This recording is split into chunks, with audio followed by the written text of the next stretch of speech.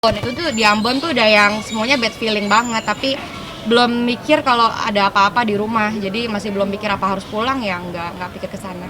Sampai akhirnya di hari Jumat dini hari ya jam 1 pagi, mungkin bertepatan dengan berpulangnya papa ya di harinya itu, Ricis itu ngalamin muntah-muntah, sakit kepala, tapi kalau dibilang masuk angin sih enggak, karena perutnya juga nggak sakit.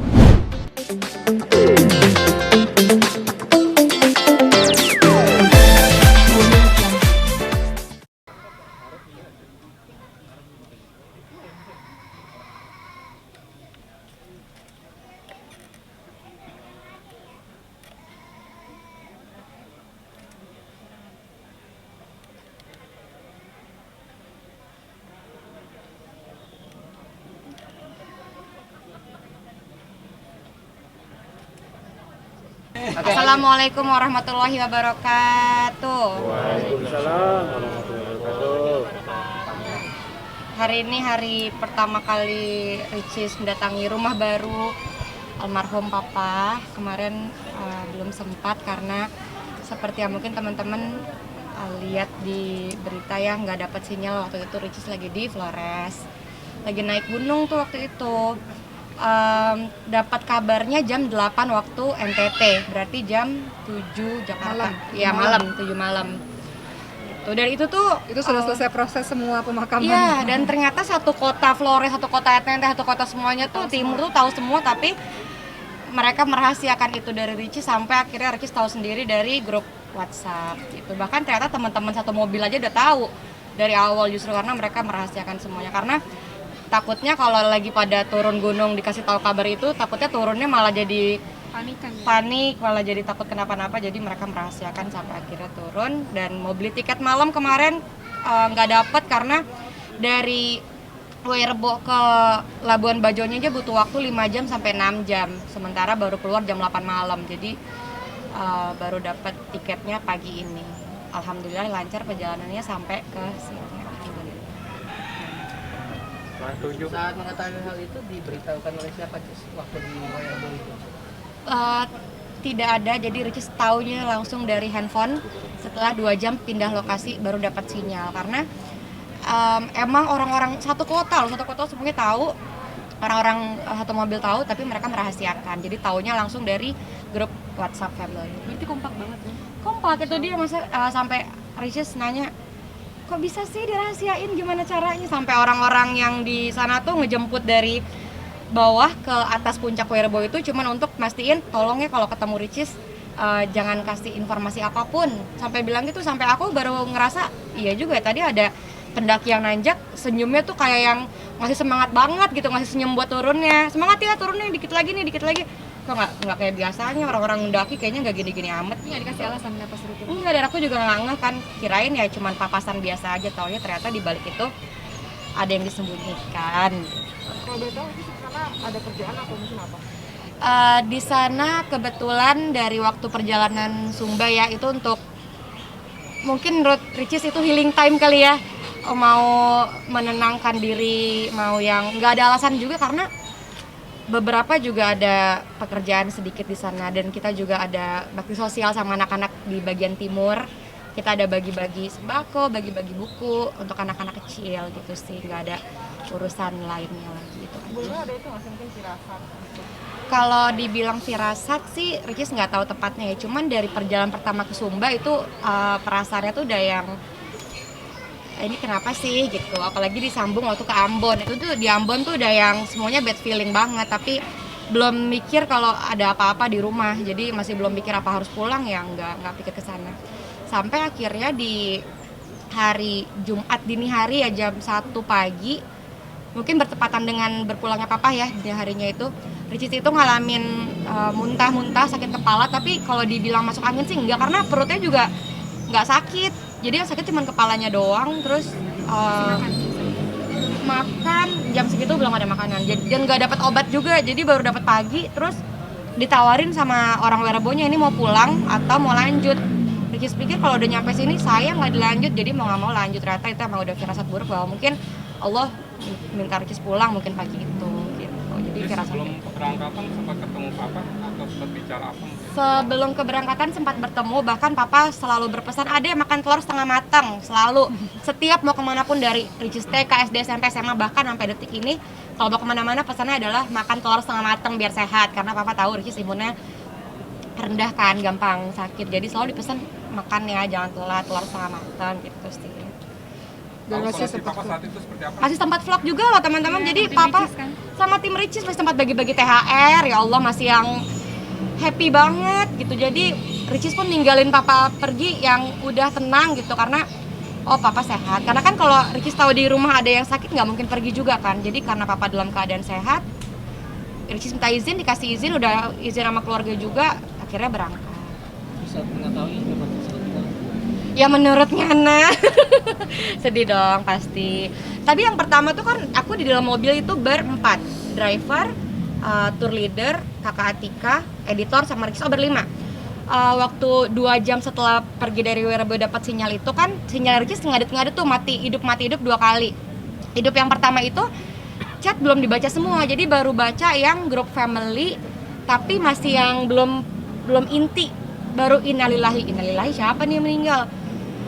Scroll masuk lagi sinyalnya masuk semua. Aku masih bilang ke teman-teman aku nggak apa-apa, tapi yang lain udah nangis, kayak ikut nangis gitu, wajar. Tapi kalian bertiga tegar ya, seperti sosok ayah. Oke, kasih diri Harus. terlihat tegar. Memang udah harus apa sebenarnya? sebenarnya tegar itu karena kita lihat wafatnya papa tuh keadaannya baik. Itu yang menghibur hati kita, dan tadi saya bilang sama adik-adik, kita sedih sih, tapi satu sisi ada rasa bahagia juga. Betul. Bahagia karena papa meninggal di hari Jumat.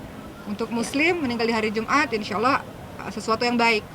Kemudian papa meninggal di hari Jumat, papa meninggal di bulan Syawal setelah bulan suci Ramadan. Artinya kemarin papa sudah kumpul komplit bersama dengan seluruh anggota keluarga. Papa udah kumpul sama anak-anak, udah kumpul sama cucu-cucu, kita udah saling maaf-maafan. Kemudian beberapa hari sebelum wafat, papa udah pulang kampung. Jadi 3 hari sebelum wafat, papa tuh pulang kampung untuk bertemu dengan keluarganya di kampung halamannya. Di Brebes. Kemudian yang keempat, informasi ini baru saya dapat hari ini karena akhirnya banyak yang cerita. Ibu cerita beberapa hari sebelum wafat, papa juga minta sama ibu untuk dipotongkan kukunya yang nggak pernahnya. Jadi kukunya tuh udah rapi, udah bersih, seperti itu. Kemudian ini juga menurut ceritanya ibu, papa juga sudah berpesan kepada keluarga-keluarganya dan orang-orang yang dipercaya untuk menyelesaikan beberapa urusannya yang belum selesai. Jadi sudah memberikan pesan untuk ada beberapa urusan yang tolong diselesaikan.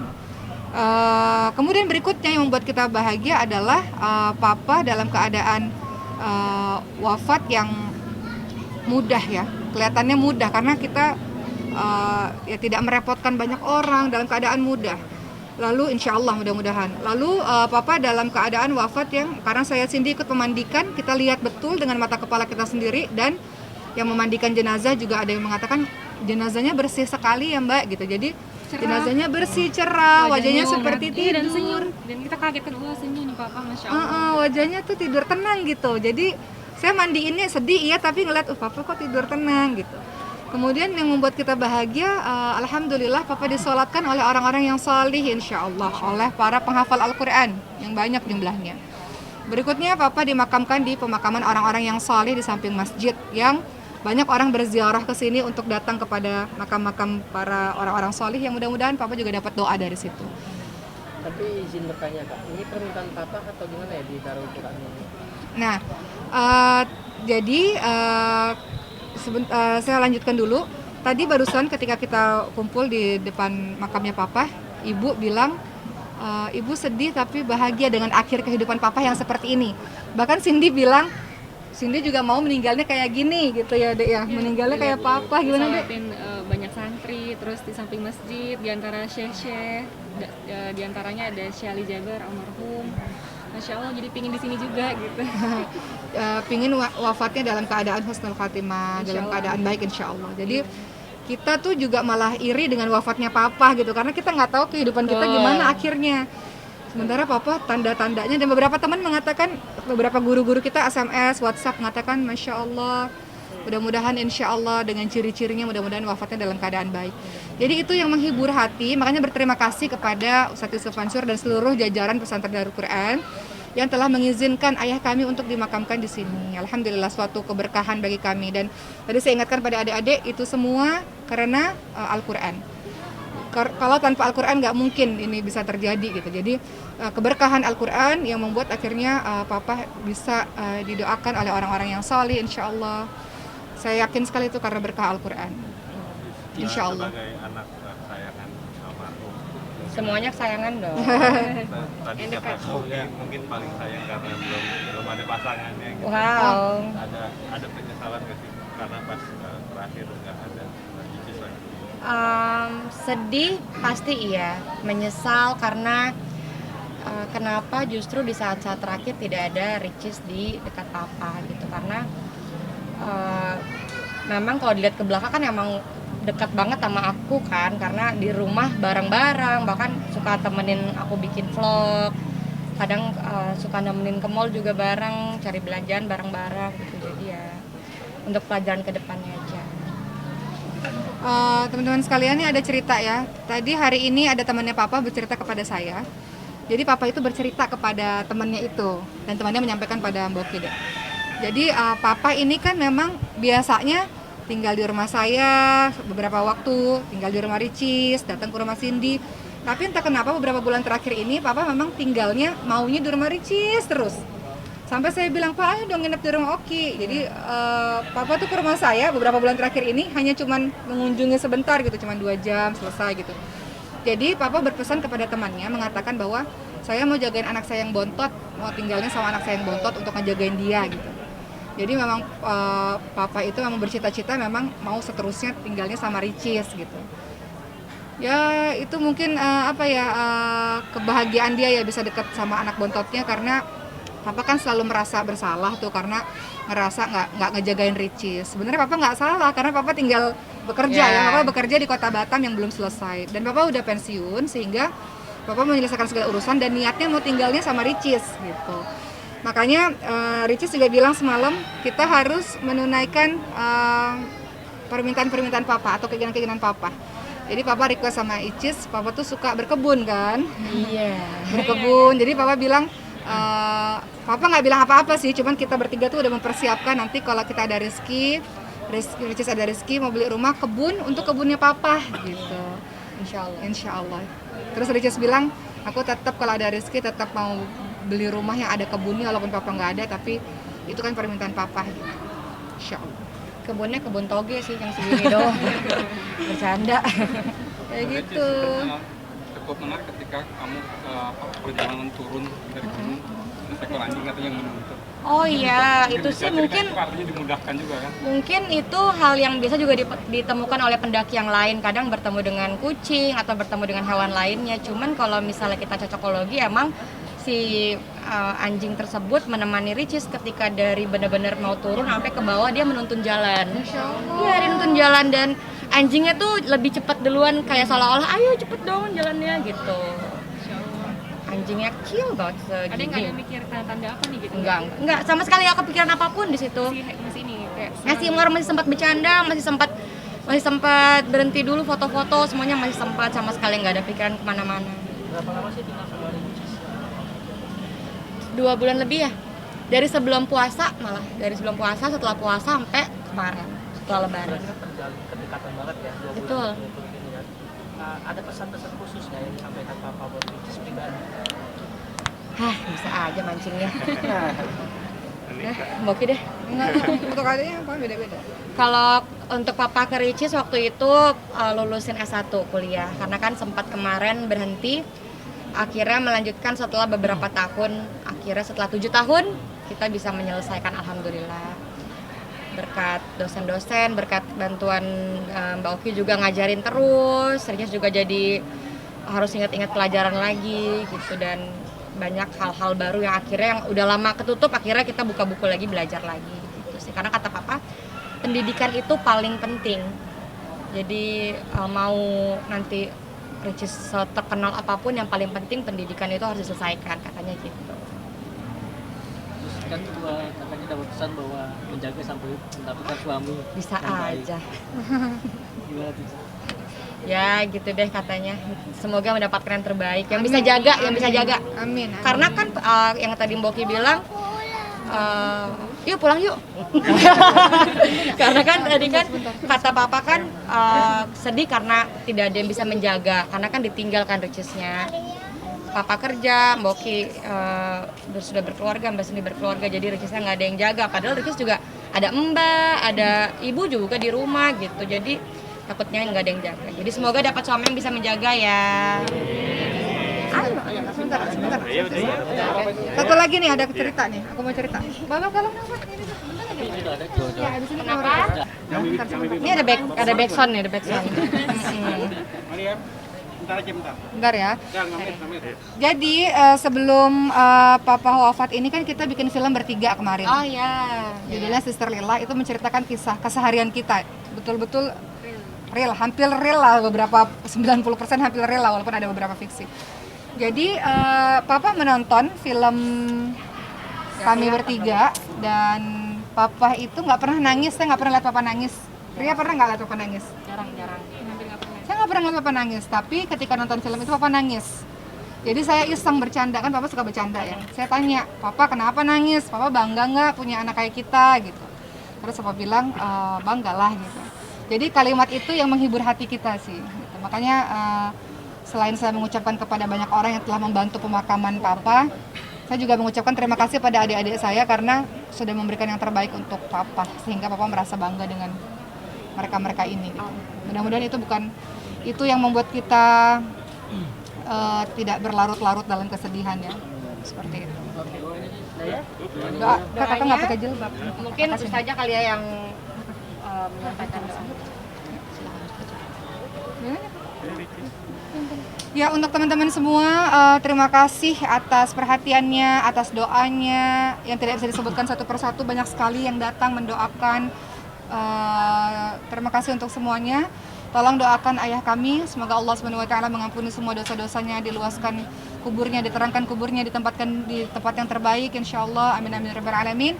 Dan pesan kami untuk seluruh teman-teman yang masih punya orang tua, untuk senantiasa bakti sama orang tuanya. Orang tua punya batas usia. Ricis selalu mengajarkan kita sebenarnya. Ricis selalu bilang, kan Ricis paling ngasih Papa tuh semuanya. Papa nggak pernah minta apa-apa, tapi selalu Ricis kasih hadiah. Sampai saya bilang, kenapa deh kasih hadiah terus gitu. Ricis kasih semuanya buat Papa, dan Ricis selalu bilang, uang aku tuh uang Papa, kata Ricis gitu. Dan satu kalimatnya Ricis yang mengajarkan pada kita semua adalah, mengajarkan pada saya juga, Ricis bilang, nggak apa-apa, kan orang itu ada batas waktunya, kata Ricis gitu, ya kan Dek? Orang tua itu ada batas waktunya, jadi maksudnya mumpung masih ada, aku mau bahagiain Papa gitu. Itu kalimat yang selalu dia ucapkan. Itu benar loh Boki, Papa benar-benar bahagia. Jadi pas Papa main ke rumah Cindy tuh, Papa yang Papa cerita tuh tentang Boki sama Ade. Jadi Papa kalau cerita ke rumah Cindy bilang, kan aku dipanggilnya Mbak Nia. Mbak Nia, Papa seneng loh, Papa dikasih hadiah sama Ricis sama Ade. Iya. Ade dikasih ini, dikasih itu. Papa nggak pernah minta apa-apa. Papa orang paling sederhana di dunia.